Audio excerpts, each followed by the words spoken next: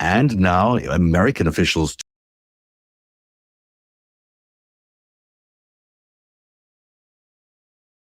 security officials and now American officials too have confirmed to various outlets, including CNN, Axios,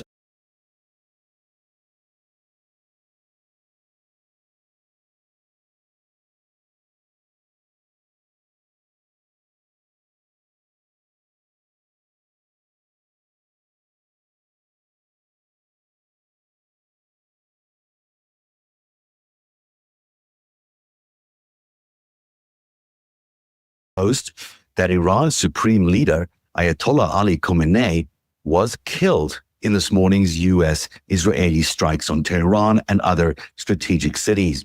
Apparently, as his body was being retrieved from the rubble, there's a photograph of him that was shown to Prime Minister Benjamin Netanyahu, and President Trump has also confirmed that he believes the reports are in fact correct. A senior US defense official also told Fox News the United States agrees with Israel's assessment. Now, was killed along with 5 to 10 other top Iranian leaders who were gathered at a compound. Also confirmed dead, Ali Shamkhani, the secretary of Iran's National Security Council, and Defense Minister Aziz Nazirzadeh. Trump also said he's hearing that many members of Iran's Islamic Revolutionary Guard Corps, the country's basic military force, and other security and police forces are saying that they no longer want to fight on for the Iranian regime and are seeking immunity from the United States. Iran is denying all of this. They're saying that state media is still confirming that Khamenei is steadfast in his command. Earlier on, we also had the foreign minister of Iran declare that he and all his senior members were alive and well. I know, yes, they are alive. And the head of judiciary as well, the head of the Speaker of Parliament as well, all high-ranking officials are alive. And the secretary of the National Security Council. So everybody is now in its position, and we are handling this situation and everything is fine. Doesn't seem like everything is actually fine at all in Iran right now. The operation was called Epic Fury and launched in broad daylight. That was another big differentiator. Normally, these things take place at night. It's easier to hide your aircraft as you're flying through the skies. But they decided to do this particular attack on the Supreme Leader's palace compound in Tehran's Pasteur district. 7 missiles struck the district housing, residence, as well as the presidential palace. And what's really interesting here is that the Israelis had intelligence that, and his senior members of the military were going to be at a meeting at 8:15 in the morning.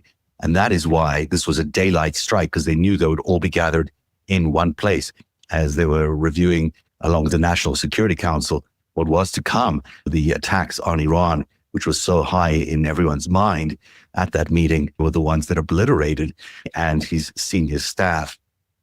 Over 500 targets hit across Iran by roughly 200 Israeli fighter jets. There were also explosions reported in Tehran, and Loristan. I hope I'm not doing a terrible job butchering those names. Over 200 dead in Iran, 747 injured, according to Iran's Red Crescent. Now, Iran has already retaliated. There are now, every 30 or 40 minutes, missiles are striking Tel Aviv in Israel. There have also been multiple attacks on all the US bases dotted along the Middle East. We'll show you some pictures of Dubai. What this looks like tonight is quite stunning for a country that is really praised for being very peaceful. But the rockets came falling out of the sky into Dubai. Quite a scene happening in various parts of the Middle East. You can see a very similar scene as many as 14 American military bases have been struck this evening.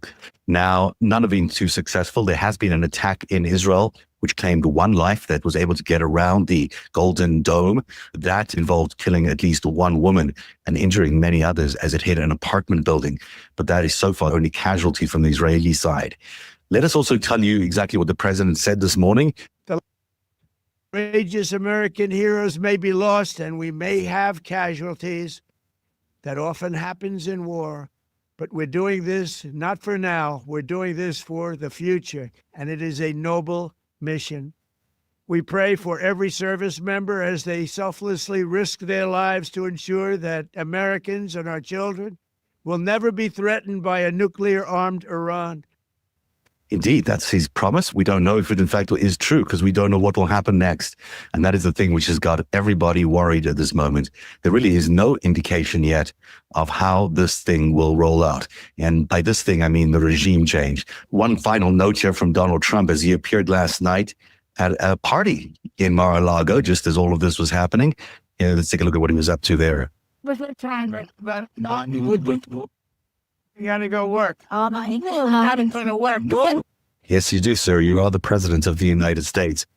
And that is the news today as it's developing out of the Middle East. The Ayatollah Ali is believed to have been killed in this morning's US and Israeli raids on Tehran. This is a fundamental difference and challenge now facing the Iranian people as they try to figure out what they do next with this huge change in their leadership. He's been around since the 80s, firstly as a prime minister, but now in the 90s became the supreme leader and has stayed there ever since. He has complete control of the military, of the economy, almost 68% of the population with him.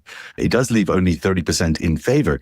Now that is not far off from where Donald Trump is. So it's certainly interesting to see that someone with a 30% approval rating can be knocked off by an enemy country just because, which is really what happened here. That is the news from Narrative tonight. Thank you for being here. We'll be back tomorrow with more news updates as they happen. Have a great night, everybody.